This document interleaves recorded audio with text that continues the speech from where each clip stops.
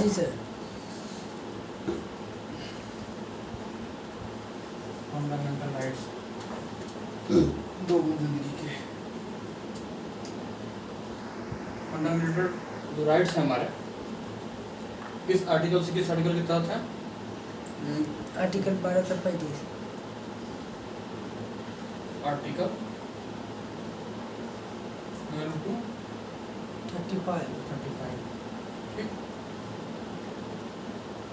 हम इसमें आज क्या करेंगे कि जितने हमारे आर्टिकल हैं सब आर्टिकल को डिटेल में पढ़ेंगे। ठीक है, आर्टिकल 12 से लेकर के 35 तक। तो हमारे फंडामेंटल राइट्स होते कितने हैं? 6 हैं इस वक्त, 6 पहले हैं। 7 हुआ करते थे। हमारे इस समय 6 मौलिक अधिकार हैं। कितने हैं? 6 मौलिक अधिकार हैं। 6 मौलिक अधिकार हैं। अरे तो ना भाई।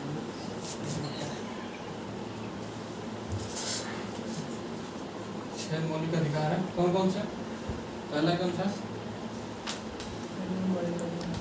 पहला समता का अधिकार, दूसरा है समानता का अधिकार।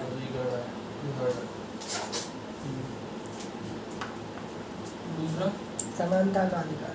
स्वतंत्रता का स्वतंत्रता का अधिकार। कुछ मिनट।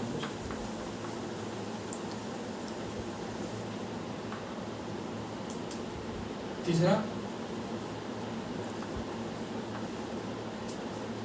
शोषण के विरुद्ध अधिकार। शोषण के विरुद्ध अधिकार। स्वतंत्रता का। चौथा चौथा धार्मिक स्वतंत्रता की आज़ादी। धार्मिक स्वतंत्रता, स्वतंत्रता का अधिकार। धार्मिक स्वतंत्रता का अधिकार। पांचवा संस्कृति और कला, धर्म, शिक्षा संबंधी। शिक्षा संस्कृति एवं शिक्षा संबंधी।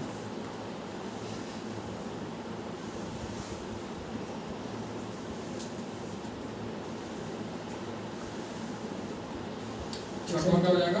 अधिकार धार्मिक स्वतंत्रता, संस्कृति और शिक्षा संबंधी। संवैधानिक उपचारों का अधिकार। So remedies, judicial Constitution of remedies. Sir remedies, इसको इंग्लिश में भी बोलिए ना। Constitution of remedies. Constitution remedies. Sir 6 का इंग्लिश लिखिए। हाँ? 6 का इंग्लिश लिखिए। इसका एक बार इंग्लिश बता दीजिए सबका क्या क्या हुआ, बता दीजिए sir. Right to equity, right to equity. जी sir. Right to freedom, right to freedom. Right to freedom, exploitation, right to बोले थे सर। और ये हो जाएगा आपका right to religions. Right to religion, ठीक है, right to education and culture. ठीक है, constitution of remedies. Constitution remedies. ठीक है, अब ये कहाँ से कहाँ तक आ जाएगा? 14 से 18 तक। अनुच्छेद 14 से 19 से 18। ये हो जाएगा 19 से 22 तक। ठीक है, होगा 24 तो ये हो जाएगा 23 से 25 24। ये हो जाएगा 25 से 25 से 28 तक। ठीक, ये उधर हो इधर हो जाएगा 29 से 29 से 30। 30। ये हो जाएगा आर्टिकल 32। ठीक है, अब हम सबको क्या करेंगे? डिटेल में देखेंगे। एक एक आर्टिकल डिटेल में देखेंगे। सबसे पहले क्या देखेंगे? 12 क्षमता का 12 शुरू करेंगे। 12 देखेंगे, 13 देखेंगे। ठीक है, अभी हमारे 6 मौलिक अधिकार है। समता का अधिकार, दूसरा क्या है? स्वतंत्रता का स्वतंत्रता का अधिकार, अधिकार, तीसरा क्या है? शोषण के विरुद्ध अधिकार, अधिकार। धार्मिक स्वतंत्रता का अधिकार, पांचवा क्या है? संस्कृति और शिक्षा शिक्षा संबंधी अधिकार, छठवां है संवैधानिक उपचारों का अधिकार। अधिकार। ठीक है, इतना समझ में आ गया? तो हम क्या करेंगे? आर्टिकल 12 से शुरू करेंगे। ठीक है,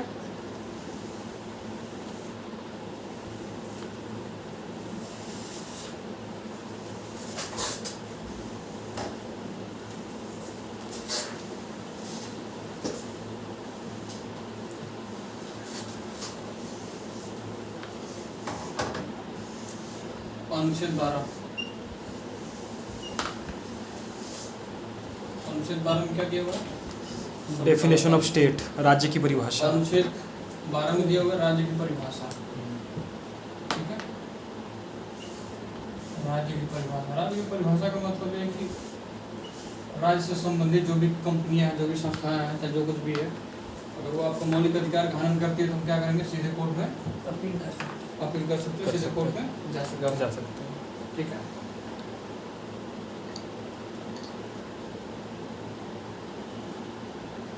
अनुच्छेद 226 के तहत,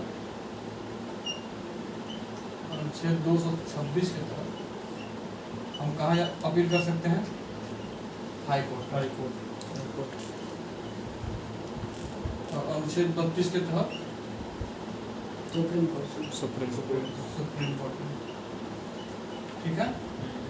SC में कर सकते हैं, SC।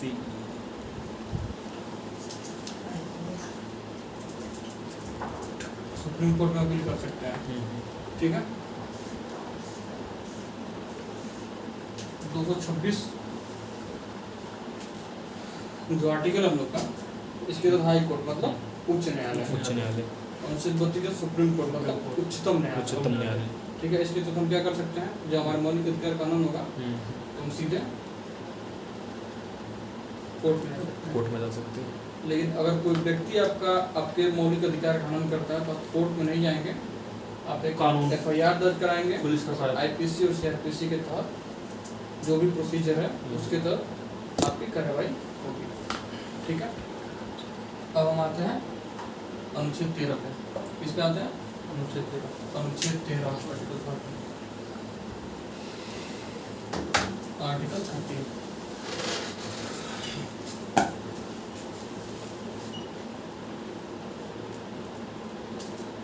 इसमें यह दिया हुआ है कि राज्य कोई ऐसा कानून नहीं बनाएगा जिससे मौलिक अधिकार का हनन हो, ठीक है।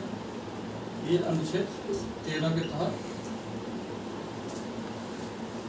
राज्य ऐसा कोई कानून नहीं बनाएगा, ठीक है, कि आपके मौलिक अधिकारों का हनन हो। कोई ऐसा कानून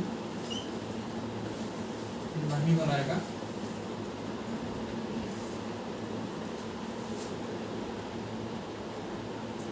जिससे मौलिक अधिकार का हनन हो। अगर मौलिक अधिकार का हनन होगा तो उसको क्या करेगा? ये शून्य घोषित कर देगा। शून्य घोषित का मतलब कि वो चीजें जीरो हो जाएंगी, वो अमान्य घोषित हो जाएगा।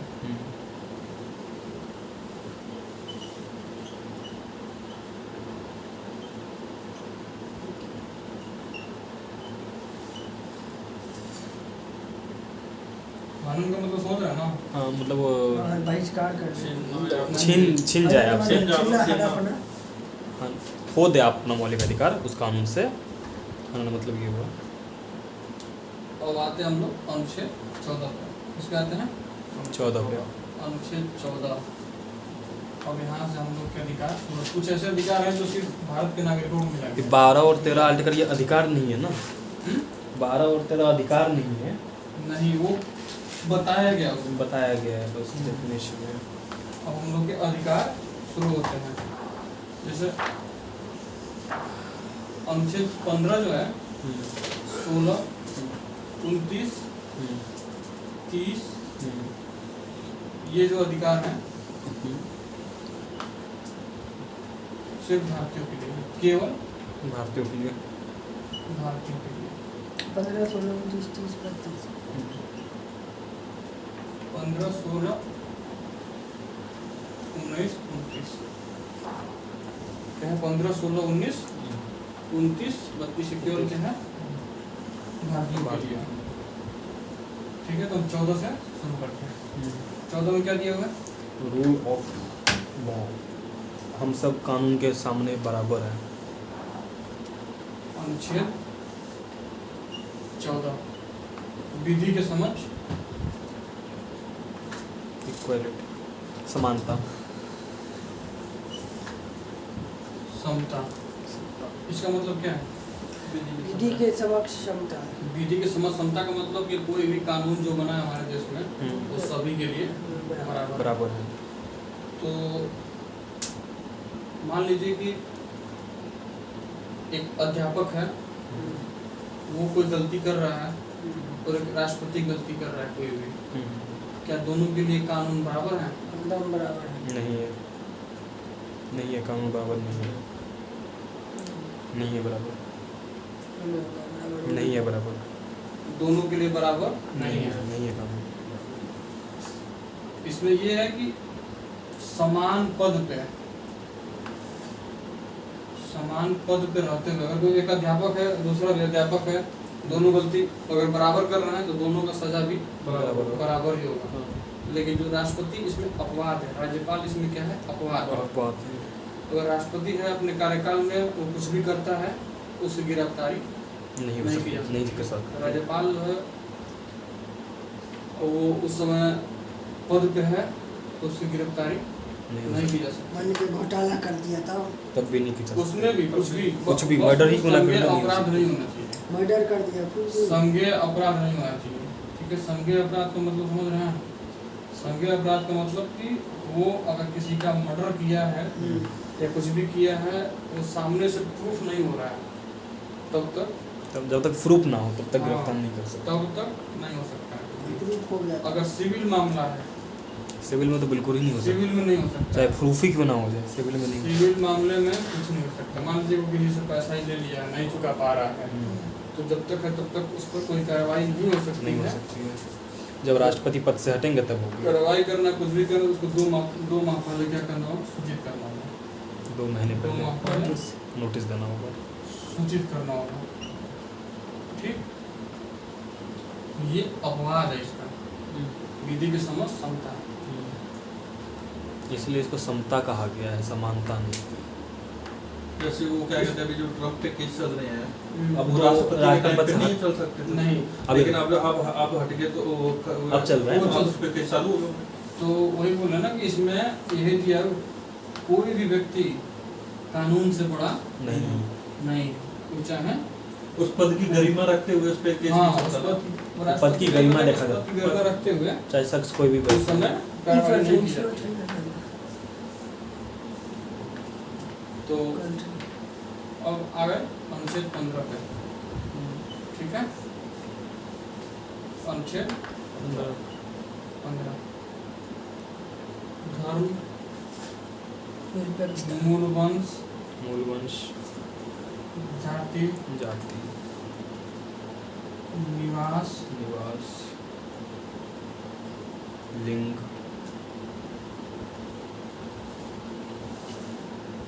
धर्म, जाति, निवास, स्थान के आधार पर, लिंग क्या हुए ना? हाँ लिंग में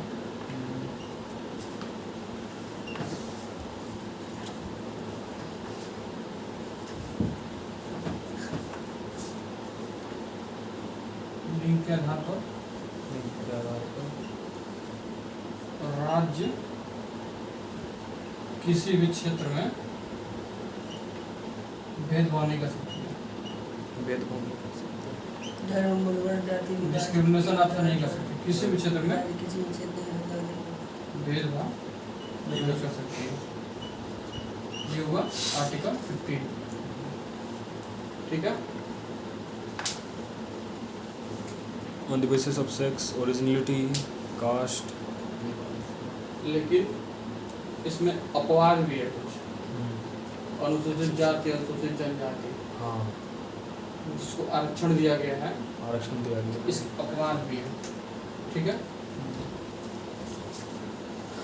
अब आता है अनुच्छेद 16। अनुच्छेद 16 में यही दिया हुआ धर्म, मूल वंश, जाति, निवास, लिंग के आधार पर राज्य आपको सरकारी नौकरी इसमें भेदभाव नहीं नहीं करेगी। करेगी। सरकारी नौकरी से मतलब है, सरकारी नौकरी, राज्य नियोजन से मतलब है, राज्य का जो नियोजन है जो भी सरकारी नौकरी है इसमें आपसे इस आधार पर धर्म, मूल वंश, जाति, निवास, लिंग सब के आधार पर भेदभाव नहीं किया जाएगा। ठीक है, लेकिन इसमें भी अपवाद है, सरकारी जाति, आरक्षण ठीक है, ये अपवाद है, एक्सेप्शन। उसको छोड़ हाँ, मतलब उनको होता है ना, जैसे SC ST को दिया जाता है ना, भेदभाव क्या करते हैं ना नौकरी में,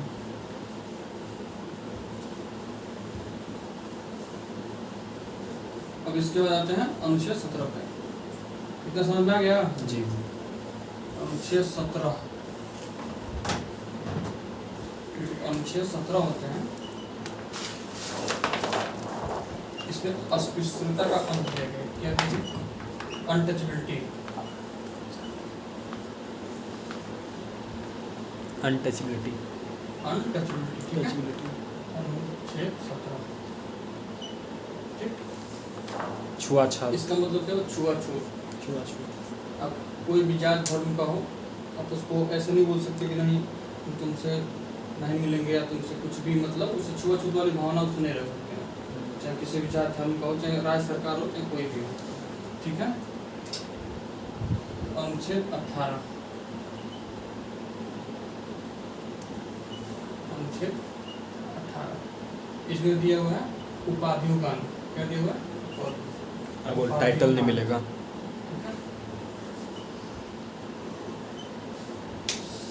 सैन्य और शिक्षा क्षेत्र को छोड़कर, शिक्षा क्षेत्र को छोड़कर।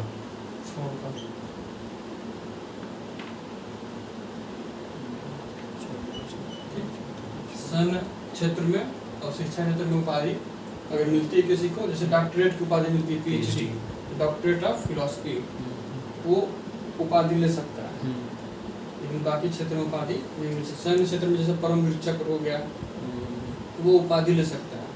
मेजर कर्नल ये सब भी पहले उपाधि। होता था कि राजा महाराजा करके उपाधियाँ दे दी जाती थी किसी को, राय बहादुर, वो वीर चीज़ राय बहादुर। बहादुर, तो इस हिसाब से उपाधि हम नहीं दे सकते हैं, ठीक है? अब आ गए अनुच्छेद 19।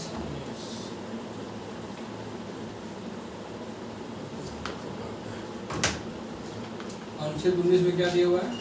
स्वतंत्रता का अधिकार, ठीक है? क्या दिया हुआ है? स्वतंत्रता का अधिकार। स्वतंत्रता का अधिकार। स्वतंत्रता हमारा किसे? Right right to freedom, right to freedom. ठीक। अब 19 में कई प्रकार का स्वतंत्रता का अधिकार दिया गया है। 19A क्या दिया हुआ? बोलने का अधिकार, बोलने का ठीक है? अधिकार। बोलने का अधिकार, इसको वाक की स्वतंत्रता भी बोल सकते हैं। क्या बोल सकते हैं? वाक की वाक्य स्वतंत्रता। ठीक। बोलने का अधिकार, इसको वाक की स्वतंत्रता भी बोल सकते हैं। और 19B शांतिपूर्वक धरना करने का अधिकार। आप किसी भी सरकार का विरोध करना है आपको, तो आप शांतिपूर्वक धरना दे करके कर सकते हैं। विरोध कर सकते हैं।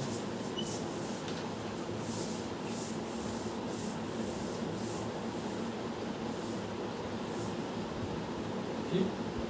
19C इसमें क्या दिया हुआ है? समिति बनाने की स्वतंत्रता। समिति आपको भी बना सकते हैं। समिति बनाने की स्वतंत्रता, आप चाहें भी कोई भी समिति या कोई भी पार्टी बनाइए, आपको कोई नहीं रोकेगा, कोई नहीं रोकेगा। ठीक है? समिति बनाने की स्वतंत्रता है। और डी आता है देश के किसी भी कोने में आने जाने का। क्षेत्र में घूमने की स्वतंत्रता। देश के किसी भी क्षेत्र में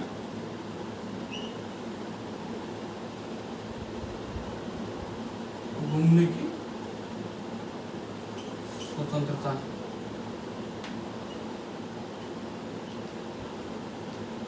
ये क्या होगा? ये हो जाएगा देश में कहीं भी निवास करने की स्वतंत्रता। देश में कहीं भी निवास करने की। कहीं भी निवास करने की स्वतंत्रता।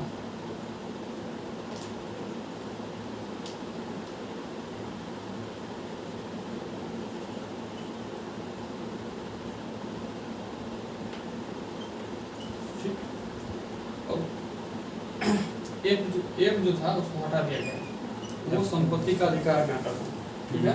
इसलिए 19F को हटा दिया गया। अब क्या है? 19G है। जी है। ठीक। और 19G में क्या दिया हुआ है? प्रोफेशन। कोई भी व्यापार करने की स्वतंत्रता। क्या दिया हुआ, कोई भी व्यापार करने की स्वतंत्रता। व्यापार करने की स्वतंत्रता। स्वतंत्रता, ठीक है। तो इतना समझ में आ गया। बोलने की स्वतंत्रता मतलब वही वाक की स्वतंत्रता, जैसे प्रेस, इसी में इसी प्रेस का भी स्वतंत्रता का बात उसी में किया आ गया। ठीक है, इसी में दिया हुआ। शांतिपूर्ण धरने के, शांतिपूर्ण धरना मतलब कि आप किसी भी सरकार का आपको विरोध विरोध करना कर सकते हैं, आराम से बैठ तो के। शांतिपूर्वक धरना करने की स्वतंत्रता आपको है, शांतिपूर्ण धरना कर सकते हैं, ठीक है। समिति, आपको संघ बना सकते हैं, समिति अपनी बना सकते हैं, अपनी कमेटी बना सकते हैं, ठीक है। देश के किसी भी क्षेत्र में आप जा सकते हैं। पहले जम्मू कश्मीर जो क्षेत्र था उधर नहीं जा सकते, कुछ अपवाद था वो, जैसे मान लीजिए देश में कहीं भी निवास कर, जैसे जम्मू कश्मीर में पहले हम जमीन नहीं ले नहीं सकते, कर लेकिन इस समय जम्मू कश्मीर में आप ले सकते हैं, ठीक है। कोई व्यापार करने की स्वतंत्रता, कोई व्यापार कर सकते हैं। कोई व्यापार का मतलब कि आप मानव व्यापार नहीं कर सकते हैं। वही मैं इसमें आपसे भी कुछ पूछना चाह रहा provision है था आपका। कि कुछ रिस्ट्रिक्शंस होंगे ना, अब बोलने हाँ। के अधिकार में हम कुछ भी वो तो बोलते नहीं रह सकते ना। नहीं, प्रेस की स्वतंत्रता में आप मतलब आप प्रेस को स्वतंत्रता दिया गया है उसमें। उसमें कुछ तो रिस्ट्रिक्शंस होगा ना कि आप देश का अपमान नहीं करेंगे। हाँ, आप जैसे मान लीजिए कि कोई भी आप देश के प्रति गलत नारे नहीं लगाएंगे ना।